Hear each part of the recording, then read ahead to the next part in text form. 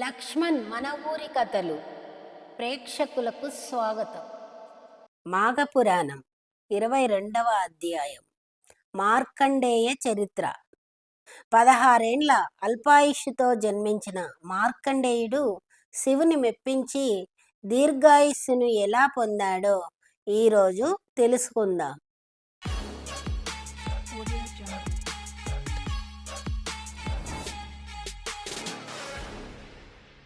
వశిష్ఠ మహర్షుల వారు దిలీప మహారాజుకు మృగశృంగుడు అతని పుత్రుడగు మృకండుని యొక్క వృత్తాంతమును వివరించి, ఓ దిలీప మహారాజా, ఇంక మృకండుని పుత్రుడైన మార్కండేయుని చరిత్ర కూడా వినుము.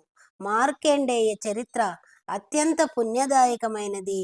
దీని విన్నను చదివినను భక్తులందరూ పరమ భాగవతోత్తములు కాగలరు. పైగా ఆ భగవంతుని కృపకు పాత్రులై సద్గతులను పొందగలరు. పరమ పావనమైన మార్కండేయ చరిత్ర సర్వ పాపములను హరింపజేయును. కావున శ్రద్ధగా వినుము అని ఇలా చెప్పసాగాడు. మార్కండేయుడు మృకండుని పుత్రుడు, మృగశృంగునికి మనవుడు. 16 సంవత్సరములు మాత్రమే అల్పాయుషును కలిగిన మృకండుని కుమారుడు. ఈతడు మృకండునికి పార్వతీ పరమేశ్వరుల దయ వలన జన్మించిన వరప్రసాదము. పుత్రులు లేని మృకండు తపస్సు చేసి పార్వతీ పరమేశ్వరులను మెప్పించి వారి దయవల్ల పొందిన 16 సంవత్సరాల అల్పాయుషు కలిగిన వరప్రసాదము. సంతానహీనుడైన మృకండు సర్వేశ్వరుని పూజించి తపస్సు చేసి పొందిన పుత్రుడైన మార్కండేయుని అల్లారు ముద్దుగా పెంచసాగారు. రోజులు గడుస్తున్న కొద్దీ మృకండుని మనసులో దిగులు ఆరాటం ఎక్కువ కాసాగింది. కాలగమనంలో మార్కండేయునికి 5 ఏండ్లు నిండాయి. తల్లిదండ్రులు ఆ బాలునికి ఉపనయనాది వైదిక కర్మలన్నీ పూర్తి చేశారు. అక్షరాభ్యాసం చేసి గురువు వద్ద విద్యాభ్యాసం చేయుటకు నిర్ణయించారు. మార్కండేయుడు చదవటం రాయటం ప్రారంభించాడు. తన తండ్రి వలె అచిరకాలంలోనే అన్ని శాస్త్రాలు అవపోసన పట్టాడు. వేదాంగాలను పురాణ ఇతిహాసాలను స్మృతులను పఠించాడు. సకల సద్గుణోపేతుడయ్యాడు. వినయ విధేయతలు, పెద్దల ఎడల గౌరవభావము ఇత్యాది మంచి గుణములెన్నింటినో కలిగి పలువురిచే ప్రశంసలు పొందసాగాడు. అతడెంత సకల శాస్త్ర పారంగతుడైనను మార్కండేయుని తల్లిదండ్రులైన మరుద్వతి మృకండులు మాత్రం నిత్యం అతనితో, నాయనా కుమారా, బాల్యం నుంచే నీవు సకల శాస్త్ర కోవిదుడివైనావు. నీ తెలివితేటలు బుద్ధి కుశలత అమోఘము. 10గురిలో మంచి పేరు తెచ్చుకున్నావు, సంతోషం. కానీ మార్కండేయ, నీవు నీ గురువుల పట్లను పెద్దవారి పట్లను మరింత జాగరూకతతోనూ భక్తిభావంతోనూ మెలగాలి. నాయన, పెద్దలు ముని పుంగవులు పరమ భాగవతోత్తములు యోగి పుంగువుల ఆశీస్సులే నీకు శుభమంగళకరమవుతాయి. కావున నీవిట్ల చేసి వారిని మెప్పించి శుభాశిష్యులు పొందుము నాయన. తద్వారా నీ ఆయుర్దాయము వృద్ధి పొందగలదు అని హితోపదేశం చేస్తుండేవారు. మార్కండేయునికి 15 సంవత్సరాలు వచ్చాయి. రోజు రోజుకి తల్లిదండ్రులకు ఆందోళన అధికం అవసాగింది. కారణం, పరమశివుడు ప్రసాదించిన వరప్రసాదమైన మార్కండేయునికి మరొక్క సంవత్సరమే గడువు ఉండటం. తనయునికి జరగబో ఆఖరి జన్మదినోత్సవం ఇదేననుకున్నారు. ఘనంగా చేయాలని మునీశ్వరులందరినీ ఆహ్వానించారు. మహావృషులకు ఎందరినో పిలిచారు.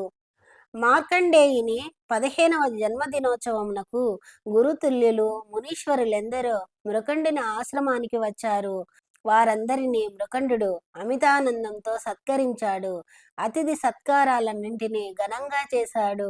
మార్కండేయుడు అక్కడున్న పెద్దలందరికీ వినయ విధేయతలతో నమస్కరించాడు. అట్లే వశిష్ఠ మహర్షి వారికి కూడా మార్కండేయుడు నమస్కరించాడు. వెంటనే వశిష్ఠుల వారు వద్దని వారించాడు. మార్కండేయుని దీవించడానికి తిరస్కరించిన వశిష్ఠుల వారిని చూసి అందరూ ఆశ్చర్యపడి, మహానుభావ వశిష్ఠ మహర్షి, మీరా బాలుణ్ణి దీవించకుండా తిరస్కరించుటకు కారణమేమిటి అని ప్రశ్నించారు. అంతట వశిష్ఠుల వారు, ఈ బాలుడు అల్పాయుష్కుడు. ఈతని జీవితకాలం 16 వత్సరాలే. మరికొద్ది రోజుల్లో మరణించే ఈతనిని మీరు దీర్ఘాయుష్మాన్ భవ అని దీవించితిరి గదా, అదెట్లా సంభవమగును? సాక్షాత్ పరమశివుడే ఇతనికి అల్పాయుర్దాయము ఇచ్చాడు, ఇక మనమెంత? పరమేశ్వరుడిచ్చిన వరం ప్రకారం ఈ బాలుడు మరొక సంవత్సరం మాత్రమే జీవించగలడు. మరి నేనితన్ని ఏమని దీవించదును? అందుకే వద్దని వారించి తిని కారణం చెప్పాడు వశిష్ఠుడు. ఈ విషయం విన్న మార్కండేయుని దీవించిన మునీశ్వరులందరూ చిరంజీవివై వర్ధిల్లో అని దీవించిన తమ దీవెనలన్నీ వ్యర్థమవుతున్నాయి గదా అని మిగులు విచారించారు. తమ వాక్కులు అసత్యమవుతాయని తల్లడిల్లిపోయారు. మహానుభావ వశిష్ఠ మహర్షి, దీనికి ఇంకా వేరే తరుణోపాయమే లేదా?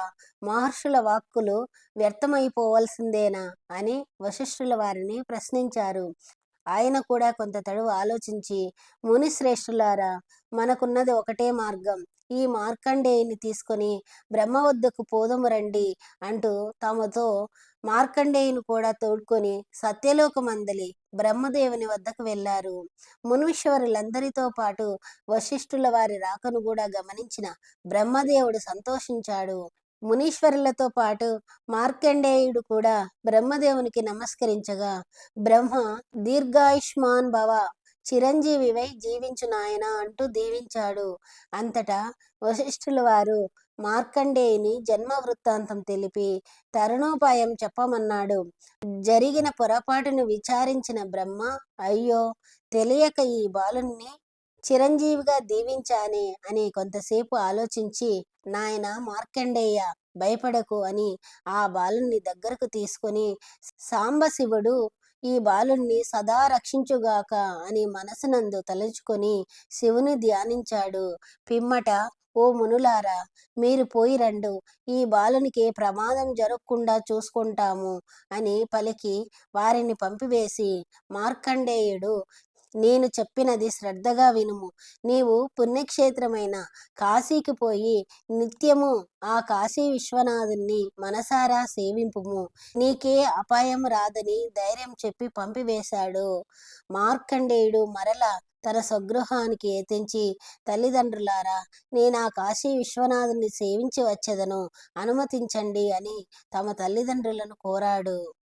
ఒక్కగానొక కుమారుడు దూరమవుతున్నాడనియో ఆ ఎడబాటును భరించలేని తల్లిదండ్రులు మిక్కిలి దుఃఖించిరి. కాని కన్న కొడుకు యొక్క దీక్షను కాదనలేక ఒక్కడినే పంపించుటకు ఇష్టపడకుండా సకుటుంబ సమేతంగా కాశీ విశ్వేశ్వరుని సన్నిధి చేరారు మృకండ దంపతులు.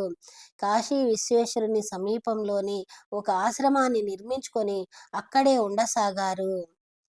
మార్కండేయుడు ఆ విశ్వేశ్వరుని సన్నిధిలో శివధ్యానంలో మునిగి రాత్రింబవళ్ళు గడపసాగాడు. సదా శివలింగంని సేవించసాగాడు. కాలగమనంలో మార్కండేయుడికి 16వ ఏట ప్రవేశించాడు. అంటే అతని మరణ సమయం ఆసన్నమైందన్నమాట.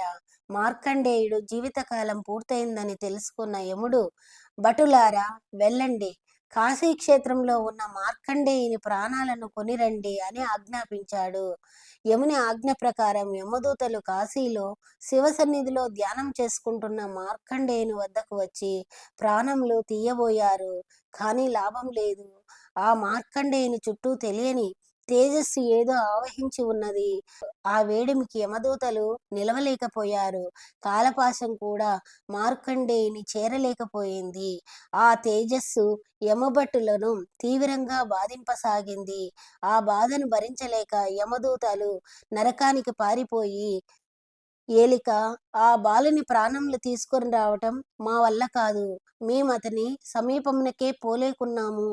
ఆ బాలుని చుట్టూ ఏదో తెలియని తేజస్సు ఉండి అగ్నికణం వలె మమ్మల్ని బాధించసాగింది. కావున ఈ కార్యం మా వల్ల కాదు, క్షమించండి అని ఆ యమభటులు జరిగిన వృత్తాంతమంతయు యమధర్మరాజుకు విన్నవించారు. యముడు ఆశ్చర్యపోయాడు. ఇదేమిటి, నా వృత్తి ధర్మానికే విరుద్ధంగా ఉన్నదే అనుకొని తానే స్వయంగా వెళ్ళి ఆ బాలుని ప్రాణాలను తీసుకురావాలనుకున్నాడు. తన వాహనమైన దున్నపోతును అధిరోహించి మార్కండేయుని సన్నిధికి చేరుకున్నాడు. శివధ్యానంలో ఉన్న మార్కండేయునిపై తన కాలపాశమును విసిరాడు. ఆ లెక్కడి విన్న మార్కండేయుడు కన్నులు తెరిచి చూసేసరికి ఎదురుగా యమధర్మరాజు తన ప్రాణాలు తీసుకొని పోవాలనే ప్రయత్నంలో ఉన్నాడు. భయపడిపోయిన మార్కండేయుడు శివలింగాన్ని గట్టిగా కౌగిలించుకుని శివ, సాంబశివ రక్షించు స్వామి అంటూ శివుణ్ణి పలు పలు విధములుగా స్తోత్రములు చేయసాగాడు. తదేక దీక్షతో శివుణ్ణి ధ్యానించుచున్న మార్కండేయుని మొరను కైలాసమందున్న పార్వతీ పరమేశ్వరులు విన్నారు. బాలుని ఆక్రందన విన్న పరమేశ్వరుడు మహోగ్రమైన రౌద్రకారంతో ఆ శివలింగాన్ని పడేలున చీల్చుకొని వచ్చి తన త్రిశూలంతో ఎదురుగా ఉన్న యముణ్ణి చంపివేసి మార్కండేయుని రక్షించాడు. ఈ పరిణామానికి లోకాలన్నీ బెంబేలెత్తిపోయాయి. ఆహాకారాలు మిన్నంటాయి.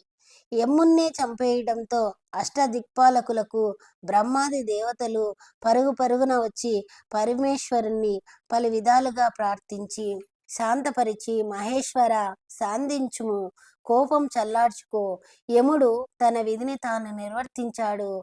తమరు మార్కండేయునికి 16 సంవత్సరాలే ఆయువుని ఇచ్చారు కదా. అతని ఆయువు తీరిన వెంటనే యముడు తన కర్తవ్యాన్ని నిర్వర్తించాడు. ఆ బాలుని ప్రాణంలు తీయటకు వచ్చాడు. ఇందులో అతని తప్పేముంది? అతను తన బాధ్యతను నెరవేర్చాడంతే. ఆ బాలుడు సదా మీ ధ్యానంలో ఉండటం వలన మీరు అతనిని చిరంజీవిగా దీవించితిరి. అది యముధర్మరాజుకు తెలియదు గదా. కావున ధర్మపాలనను యముని విధేయతను పరిగణించి యముణ్ణి తిరిగి బ్రతికించవలసిందిగా కోరుచున్నాము. యమధర్మరాజు లేని ఈ సృష్టి ఊహించలేము కదా. కావున సర్వేశ్వర మా అభ్యర్థనను మన్నించి యముణ్ణి బ్రతికించండి అని ప్రార్థించాడు. అంతటి శివుడు శాంతించి యముని బ్రతికించి యమా, నీవు నా భక్తుల జోలికి రావలదు. ఒకవేళ తప్పనిసరి అయినచో నా అనుమతి తీసుకో అని చెప్పి కైలాసానికి వెళ్ళిపోయాడు. పరమేశ్వరుని కృప వలన తమ కుమారుడైన మార్కండేయుడు చిరంజీవి అయినాడని మృకండు పరమానందం చెంది తాను మాఘమాస వ్రతమును ప్రతి ఏటా ఆచరించినందువలనే తన కుమారుడు తనకు దక్కాడని నమ్మి మాఘమాస వ్రతమును ఎల్లవేళలా ఆచరించినట్లు చేశాడు. మార్కండేయుడు చిరకాలం జీవించి చివరకు భగవంతునిలో నీలమైపోయాడు. మృత్యువుని జయించిన మార్కండేయుడు చరిత్రను విన్నను చదివినను ఆ పరమేశ్వరుని కృపకు పాత్రులై కైలాస ప్రాప్తిని పొందగలరు.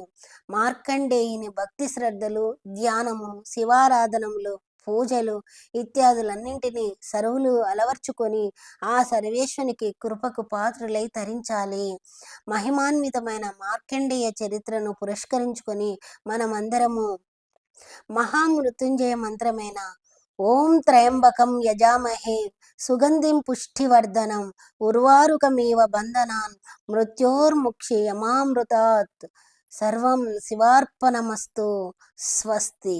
మాఘమాసంలో సూర్యోదయానికి ముందు చేసే స్నానం, సూర్య ఆరాధన, విష్ణు ఆరాధన ఎంతో పవిత్రమైనది. ఎంతటి పాపాన్నుంచైనా విముక్తి కలిగిస్తుందనే విషయాన్ని మాఘపురాణం ద్వారా తెలుసుకున్నాం కదా. ఇలాంటి భక్తి సంబంధమైన మరిన్ని విషయాలను తెలుసుకోవాలంటే లక్ష్మణ్ మన ఊరి కథలు ఛానల్ను లైక్ చేయండి, షేర్ చేయండి, సబ్స్క్రైబ్ చేయండి. ధన్యవాదాలు.